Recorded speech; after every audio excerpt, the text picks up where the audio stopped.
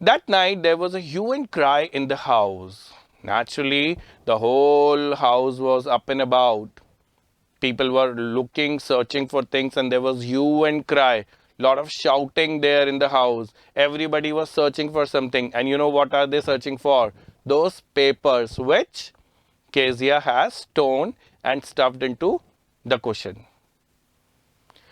Father's great speech for the Port Authority had been lost. Now he was supposed to make some kind of a speech at some place, and then that particular sheet, those particular sheets contained the content of those that particular speech, and Kezia has torn them up. Rooms were searched, servants questioned. Finally, mother came into Kezia's room. Kezia, I suppose you didn't see some papers on table in our room? Now, finally, there are first of all there are servants and people and everywhere, and then the mother reached Kezia and she asked, Kezia, I hope you did not see those papers what we are looking for. Oh yes, I tore them up for my surprise. And this girl gave a very innocent answer. What is that answer? Of course, I saw and I told them, and there is a surprise I'm going to give with those torn pieces of paper. What? Screamed mother. Come straight down to the dining room this instant. This instant means just now, right away. Right away, you will come with me and be there at the dining room. We are all looking for those papers. Those were so important papers, and you have torn them up. And then she was dragged down to where father was pacing to and fro. Father was pacing to and fro. Now, children, please note down this. This is very important phrase.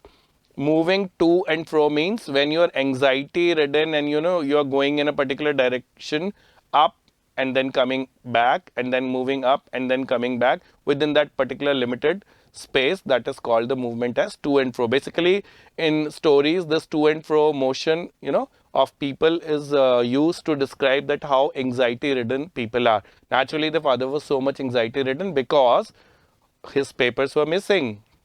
And further, well, he said sharply, mother explained. He stopped and stared at the child. Did you do that? And father was so angry, full of wrath. And father gave this girl a strict glare and asked in a very serious voice, You did that? Did you do that? No, she whispered. Mother, go up to her room and fetch down the damn thing. See that the child's put to bed this instant. And now father was so unhappy, so angry, and he instructed his mother that this child should be made to sleep. I'm so upset to see, and bring that thing what she has made, the cushion and all that.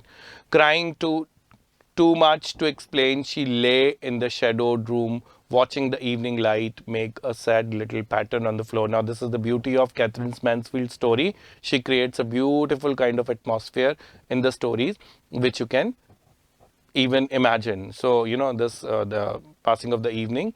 And then the father came into the room with the ruler in his hand. I am going to beat you for this. And the father had decided by the time it was evening, after this girl got up, she was instantly made to sleep. And now when this girl woke up, father was ready with the ruler. Ruler means the scale, the wooden scale, and she was ready to beat this girl.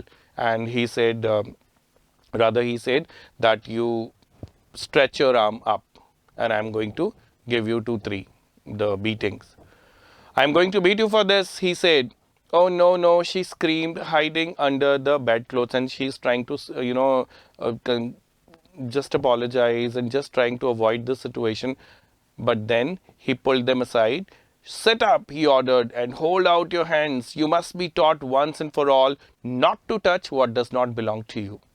And the father said, today I am going to teach you a lesson that you're not supposed to touch the things that do not belong to your area of interest or that do not belong to your, work. You are not supposed to touch those things, and I'm going to teach you this lesson. Come. What is the father going to do? I told you the father is going to hit this girl with the scale, this ruler. But it was for your birthday. And she's trying to explain that I did not do it for my pleasure. Those papers, I of course took them, but then that was meant to be made a question for your birthday gift. Down came the ruler on a little pink palm, and the ruler came on a palm. Hours later, when grandmother had wrapped her in a shawl and rocked her in the rocking chair, the child clung to her soft body. And she was consoled by the grandmother. This happens in families also. When parents give punishment, who are the people who console us? Our grannies and grandpa or grandma.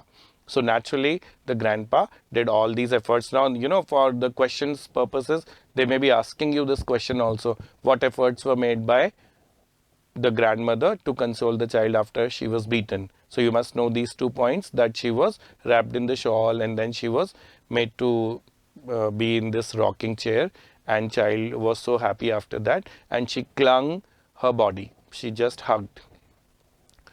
What did God make fathers for? What a pity that a girl is making this kind of a statement. She says, why did God make fathers? How beautiful would this world be if there were no father? She sobbed. Sobbing means she's crying and, just pausing and crying and pausing and crying. Here is a clean hanky, darling. Blow your nose, go to sleep, pet. You will forget all about it in the morning. I tried to explain to father, but he was too upset to listen tonight. And the granny said, go, blow your nose, take this kerchief.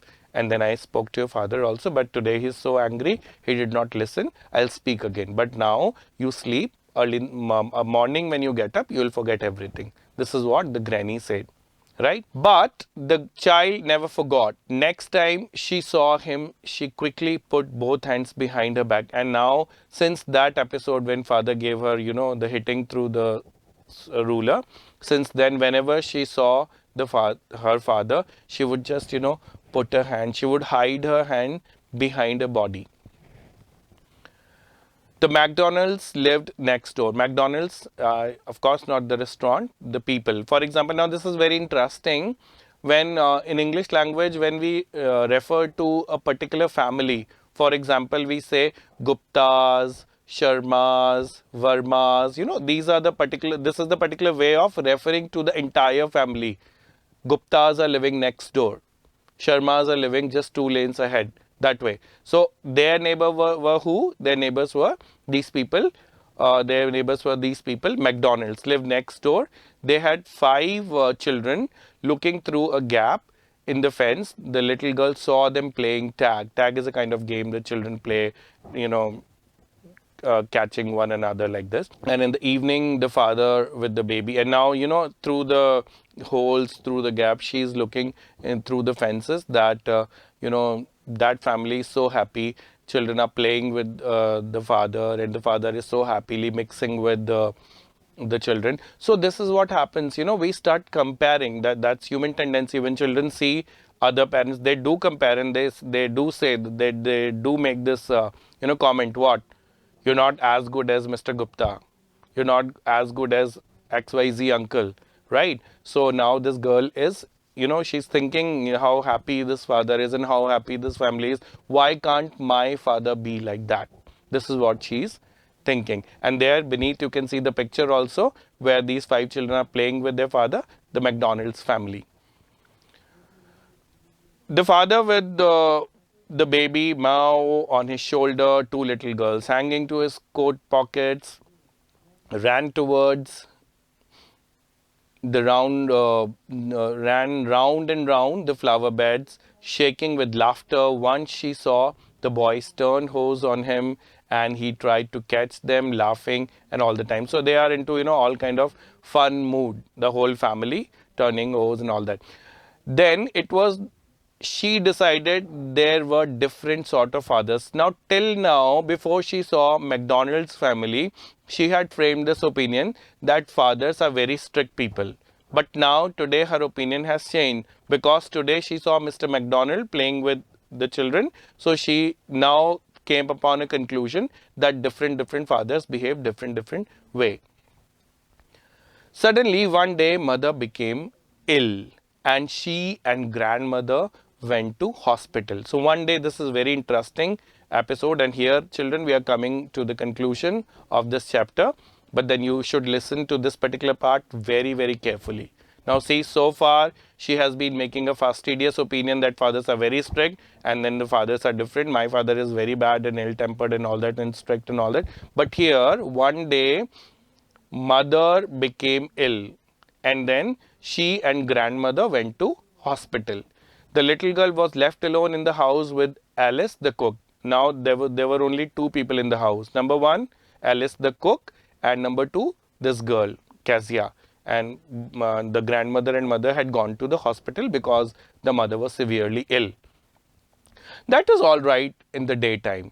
The daytime it was all okay. She was playing with Alice. You must know who is Alice. Alice is the cook of this house, basically the maid. And then what happens is that she is happy during the daytime. But what happens next? What happens next? We'll see on the next page. There you go. The next page. That is all right in the daytime. Now you see the picture on the next page. They are all playing. But while Alice was putting her to bed, she grew suddenly afraid. What will I do if I have a nightmare? Now this problem is there with this girl that whenever she's sleeping, sometimes, she gets nightmare also. Nightmare means bad dreams, frightening dreams.